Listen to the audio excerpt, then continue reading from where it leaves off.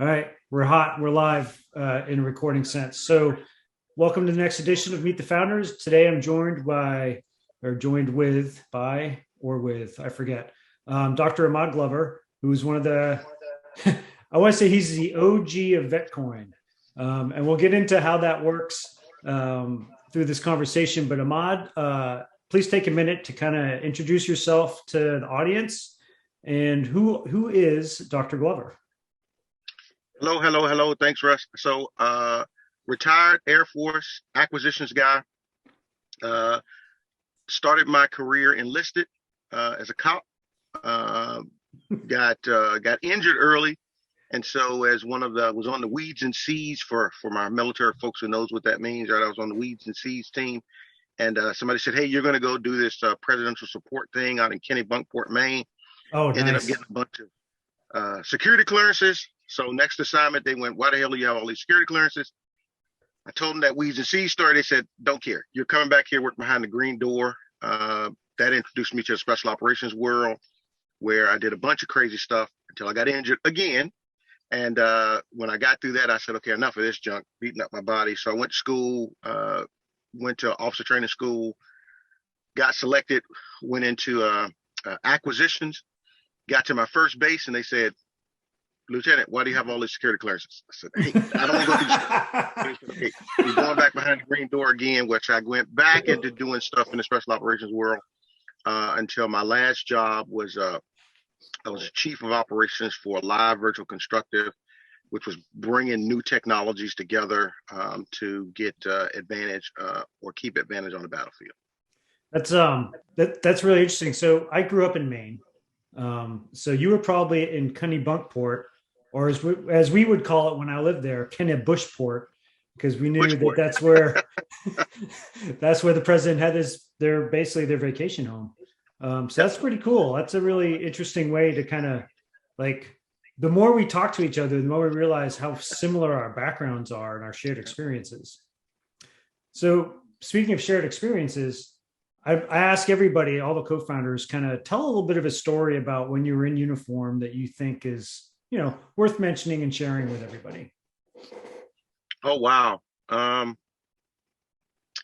In uniform, worth sharing with everybody. Usually it's the first thing you think of. I have so many first things. So okay. So here's one. It's a bit morbid, but it's a good story. So my first time actually doing a job, kind of job. So I'm at Pease Air Force Base, right, in New Hampshire, Yep. and I'm through all the training and all of this stuff, and I got my beret, and that's a big deal for an Air Force guy, and I've got my I think I had a M16 with a 203 on it, and I've got all the ammo and all of the jazz, and we're on the flight line, and we're sitting there, we're kind of bored out of our minds. And I'm asking the old crusty sergeant with me. I said, "Hey, what do we do?" He said, "Yeah, we're doing it, He said, "Like this, this is every night. Every night that you're here, this is what you're going to see." And I Congratulations. Yeah. promise you, it's probably maybe a second after he says that we get told, "Hey, go to this other location. There's a aircraft coming in on an in-flight emergency." So I'm like, "Okay." He's like, "Routine. We do this all the time." So we drive. We go over. We get parked. I get out of the vehicle because I'm new. I've never seen anything like this before. So I get out of the vehicle. I'm standing there. I'm looking around. I see the aircraft coming in. It comes in. It does a pass. Goes back around. Comes in. Lands. Tire blows. Slides off the runway. Catches on fire. And I'm like, this happens every night. So that's my interesting story about the airport. That's great. It's a formative memory. I can see. Like, I can't imagine like the first day on the job being the most exciting day you probably had at that job. Yeah, yeah. So, as they would say, it's all downhill from here. It's all downhill from here. but but it's also a great way of like cutting your teeth on getting experience early. Yeah. So that's my opinion of what you shared. But you shared that story. Is there a particular thing about that really makes it notable or significant? Like of all the things you could have talked about, you chose to talk about being on the flight line that night. So what is it about that story you think is kind of, why the audience, what was it about that you want to talk about?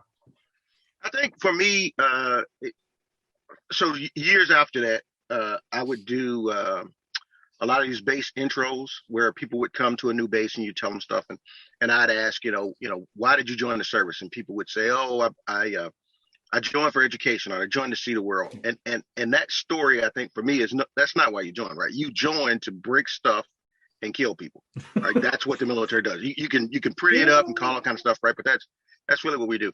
And so that story for me stuck because the pilot lost his life on that landing, right? Okay. That's why I said that story is a bit morbid, and it really stuck that this is for real, right? This is for keeps. What you do in the military, you're gonna have fun. I mean, you have a great time. You see the world. You're gonna do great stuff, but you're also going to have some folks that you remember that didn't make it home, and this was just stateside, right? This is not even the folks who are in theater. So, yeah, my time early on when I was active duty, the first 6 years I was in the Army, we lost more guys, in training accidents because we didn't have combat event at that time, at least not for my battalion.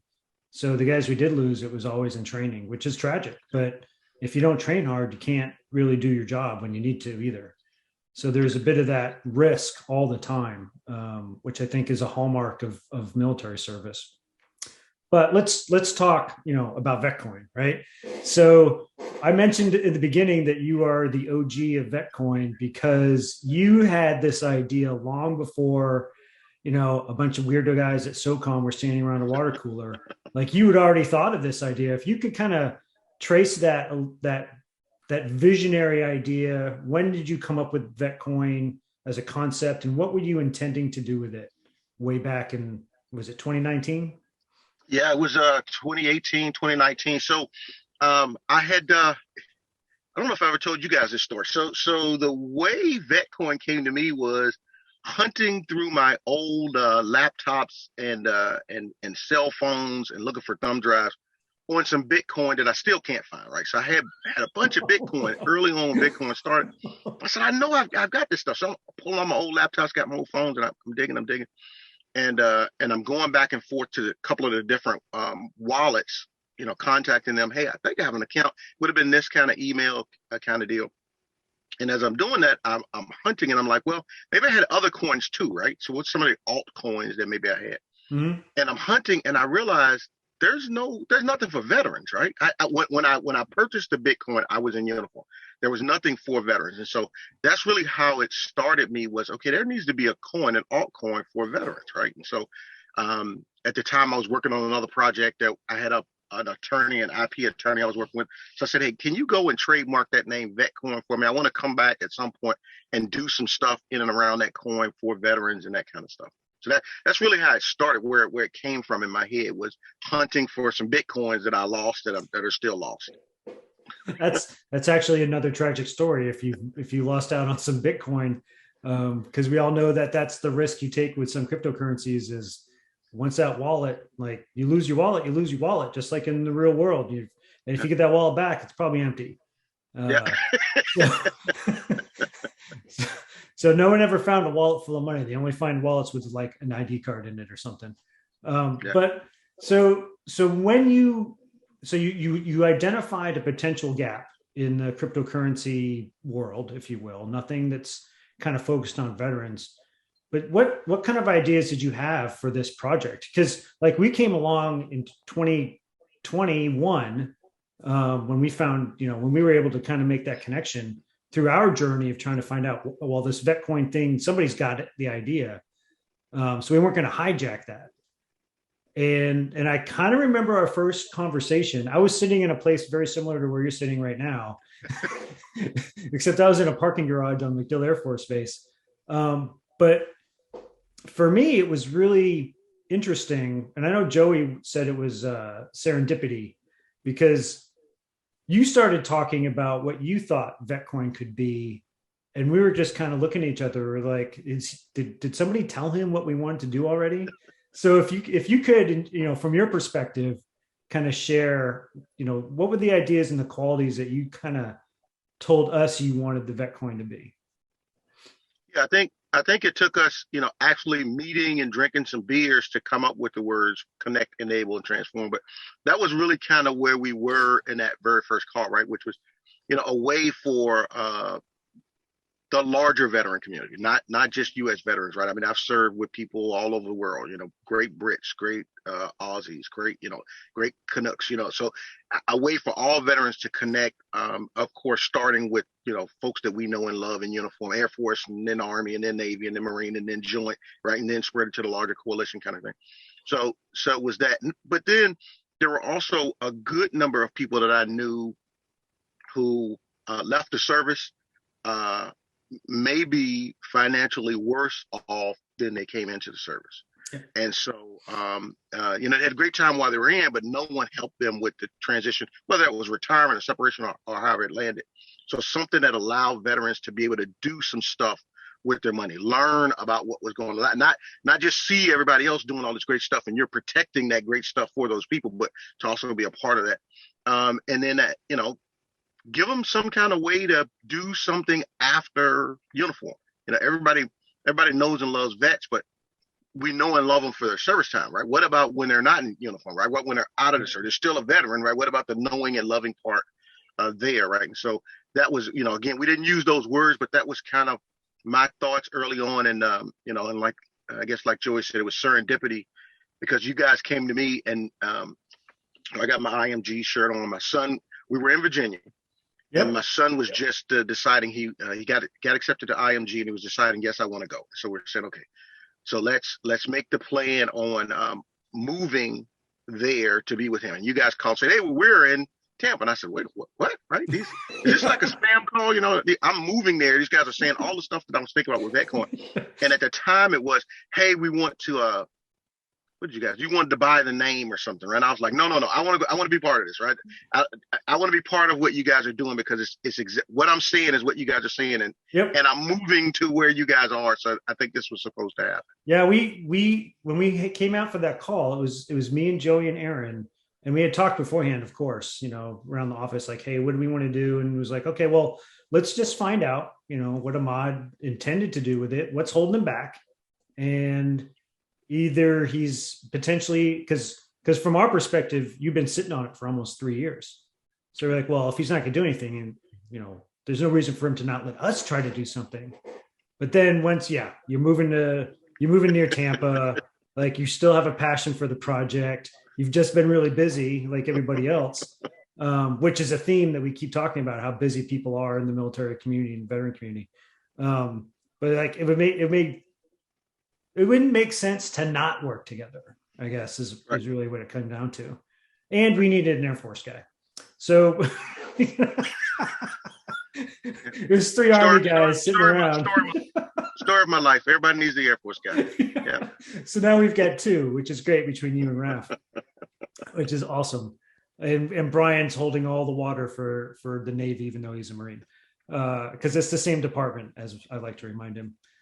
So we had this really cool, like, fortuitous kind of thing bringing us all together, and now we're all local. We get to meet each other, well, local-ish. I mean, we still spread out over probably 100-mile diameter, kind of around Tampa.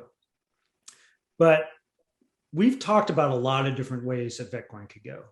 We talked about just having a token out there, all the way through NFTs, gamification potential, access to resources, access to discounts, creating community hubs for folks to get together and gather in a virtual space, and everything else like we could possibly think of. We've talked about it, and sometimes it was a good direction, we followed through. Other times we kind of like, nah, maybe that's not what we want to do. We'll put that on the back burner for later. But all of this just kind of to get to, of all the things, right? All the different things VetCoin could, and we've talked about doing, where is your, like, what do you see as being the most exciting, potential for VetCoin? Yeah. So I'm going to go back to me getting that name trademark, right? I had no earthly idea what wallet I used. right? I know which wallets I have now, but Yep. then I'm Googling, right? Was that wallet even in existence a decade ago when I was buying Bitcoin, right? No, it wasn't, right? So then I'm trying to find. So the most exciting thing for me is it's an easy name, easy to remember. We're building a wallet at some point where veterans can go, okay, it should be in my Vetcoin wallet, right? And and to make it kind of private proof. That's probably the most exciting thing for me. So no one's like me, you know, asking. I think she was 16. She's 15 or 16. She's 18 now. Asking my daughter, "Hey, can you look in this phone and see if you can tell me if you can find a crypto?" She's like, "What are you doing, Dad? That's a flip phone. I don't get that." And I'm like, "No, no, no. I think I have this phone." So yeah, so that's the most exciting thing for me. It's the wallet's not backwards compatible to your Yeah, yeah, flip yeah. phone. Yeah, Yeah. and several of us have had similar conversations about, just the quality of being able to provide that venue, that access point, the full service kind of entry into the crypto environment, and letting Vetcoin be that thing, whether it's through the mechanical aspects of an app or the website, creating a wallet, or if it's just for education to learn. And Vetcoin's here if you want it, but at least understand how cryptocurrency works, so it doesn't pass you by, because there's tremendous potential going forward with this. So yeah, I love that you look at it like it's just a simplicity piece of this. Like, let's keep it simple. And we've had this conversation about rolling things out, and private proof has come up about it. And then we always talk about, like, well, it's not really the privates that are struggling with this. It's us, right? It's got to be field grade proof. It's got to be senior NCO proof, because the privates, the E4s, the E5s, they probably got it figured out already. They're digital natives. They're not coming in on the back end trying to make it work and learn at the same time. Yeah, I say So private. I probably should say field grade proof, right? My wife tells me all the time, you know, the bad thing about, going through your career and making rank is that you tend to end up with people kind of pointing stuff for you. So she always says, you need a person there with a sign, right? If there's no one there with a sign going, "Go here, sir," you're lost. So yeah, that you're exactly right. Make it simple. Make it, hey, turn here, go there, sit down. like a second lieutenant on a land nav course, as we would say. Yeah. So just come with me, sir. Let me help you out before you get lost. Yeah. That's funny. So we've kind of run through a lot of the few different questions. I mean, really, the focus for this conversation I wanted to have was just kind of taking people back on that journey. Like, hey, Vetcoin is new-ish, right? It's brand new. We just started, kind of a semi-public release last week. And we talk about our history, and we're not even in 12 months into this project, but really you're multiple years into this idea. Excuse me. And sometimes we forget that the challenges that we're looking at with Vetcoin, they're not new. And the idea and the way we're approaching it is different. And to us, it appears novel. But the reality is, like, we have been working on this in different ways over the years, but now we're doing it together. So there's always that, if you want to move fast, move alone. If you want to go far, move together kind of approach that I think really resonates. And, the four of us, I mean, it was, from my perspective, well, from your perspective, there was one of you, and then there was four of us, right? And now there's 11, and it just grows and it grows. And without, the rest of the team and the rest of the co-founders, who knows where we would be right now. So with that, I would just open it up and be like, hey, like, what else do you want to talk about? I know you're sitting in your car, so you got things to do today. And that's good. That's fine. We kind of hit all the high points that I wanted to tease out of your brain, but I'll open the mic and just say, like, hey, what else do you want to talk about? So here's the last thing. The last thing for me is one thing that was super duper duper duper important for me, and this was back to our first call, right? And everything we've had in between is it had to be more than one person's perspective, right? So it couldn't be just the Air Force guy or just the Navy guy, right? It had to be everybody's perspective. And it had to be something that the veteran looking at it knew that these were veterans doing it, right? So we use the veteran lingo because you go to any military base, all around that base are these quick cash places, or these buy a car places, or these rent a furniture places. You go in there and maybe you might find one or two that's got some military Joe that owns it, but more likely than not, it's some person who's just kind of sucking blood out of the military community. Trying to exploit the military community. And we wanted to make sure that, we also had the dependent perspective, right? Because I wasn't a dependent, right? What is the dependent perspective? And so I think that was really, really important to me. And to your point, right? That's why we went from one guy, oh, not enough. 4 guys, not enough. 11 guys, getting close, right? To making sure we had a good community of veterans who are really, really thinking about all the pieces from all the perspectives, kind of the same way we do every military operation, right? We go in our little rooms and we do our thing, and then we come together and we argue it out, and then we come up with a really good plan, and we move towards it. Yeah, that's a really good point, because actually you had said something earlier in our conversation. I wanted to comment about it, but then something else came up I wanted to hurry up and hit. And then when that happens, you have competing ideas. So now I'm going to circle back to the idea I missed earlier. And that was something that I found personally valuable about some of our early conversations between the 4 of us about how we could make VetCoin work and what the purpose was and what we were going to try to do with it. And the thing that I personally found value in was we would have these chats, and Aaron and Joey and I, because we work in the same office, we could talk every day. And then we would talk to you on the weekly, and we would have these things that we wanted to do. And you'd be like, well, hold up. It's not just US veterans, or hold up. It's not just veterans, period. It's everybody. Like, we have to understand that VetCoin will eventually become international. We have to understand that there are family members that may feel excluded if it's too veteran-ish in appearance. And we have all the non-veterans that just want to be supportive of what we're trying to do. So we can't be exclusive. We have to be inclusive, but also, like you were saying, shaped in a way that I say is veteran friendly when I talk to people about it. The language, the appearance, the way we talk, what it looks like has to be intuitive to a veteran, but not to the point that it's exclusive to a non-veteran. And I remember having very candid conversations about, like, we have to be okay at VetCoin being a decentralized effort for the Chinese veteran community to grab into it, for the Russian veteran community to grab it, or whatever country. But those are the ones people like to be worried about. So it's like, are we okay with that? And we're like, well, we have to be. Right?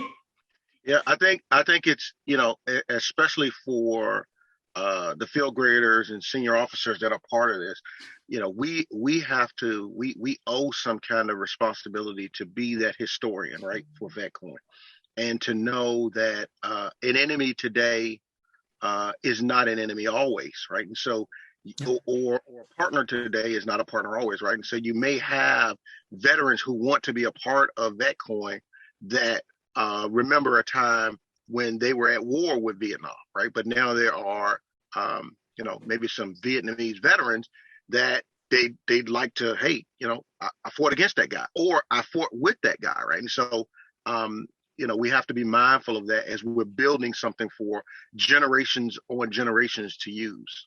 Yep. No, I think it's a very poignant perspective. That's why I was saying, like, I personally appreciate that, because we were able to bring us up out of where we were kind of thinking and be like, oh yeah, it's much bigger than that. Let's not lose sight of what we're trying to achieve on a much bigger scale than just what might just work here for me right now.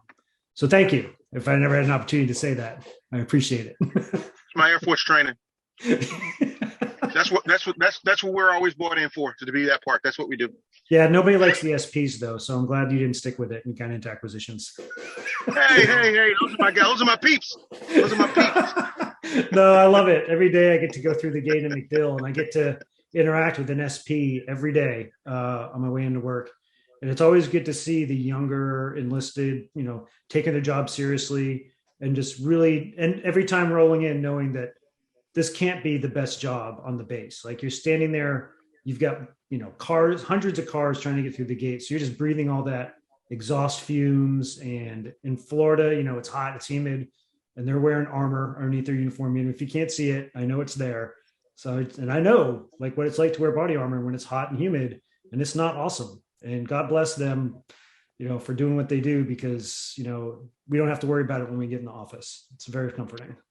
And it really sucks when you're standing in the rain in body armor and they're doing it and they're happy to do it. And they know they're doing it. So you can go and, be in the dry building or be in the air conditioned. That comes with it. So that's awesome. So unless you have anything else, like that's pretty much all the time we've got this morning. And I appreciate you taking time out of your busy schedule to have this conversation. I think that as people watch these and they start to see, where our thinking is and how we see the future of VetCoin, and that we're real people, right? It's not just some pictures thrown on a website. Like, Ahmad's a real guy. Russell's a real guy. We're unscripted. We're making mistakes as we go, but everything is totally transparent and clear, and we're not above taking ownership of what we've done. So thank you for that. Thank you, sir. This has been great. Thank you. Awesome. So for those that are still watching, if you want more information about VetCoin, you can check out our website. And if you go to the website, you'll find a Vetiverse. You'll find veteran-owned businesses. You'll find veteran-owned services. You'll find veteran-oriented nonprofits you can help. You can subscribe to our weekly newsletter, The Dispatch. I actually just wrote it this morning, talking about this conversation we were about to have. So I may have to go and re-edit it a little bit.